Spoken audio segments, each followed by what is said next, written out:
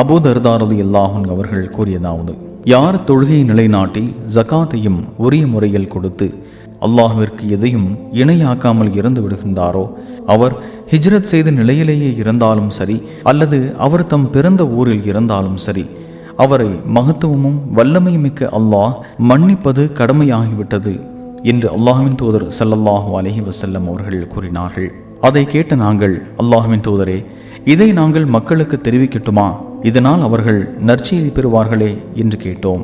அதன்பின் அவர்கள், சொர்க்கத்திற்கு 100 படித்தரங்கள் உள்ளன. ஒவ்வொரு 2 படித்தரங்களுக்கிடையே வானத்திற்கும் பூமிக்கும் இடையே உள்ளதை போன்ற தொலைவு இருக்கும். அதை அல்லாஹ் தன் பாதையில் போராடிய போராளிகளுக்கு ஏற்பாடு செய்து வைத்துள்ளான்.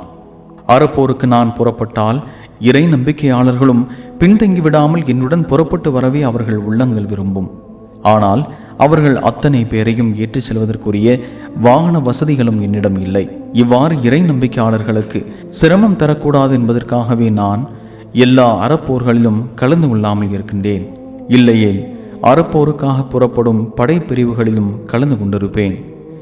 நான் அல்லாஹ்வின் பாதையில் போரிட்டு கொல்லப்பட்டு பின்னர் உயிர் கொடுக்கப்பட்டு மீண்டும் போரிட்டு கொல்லப்படுவதையே விரும்புகின்றேன்.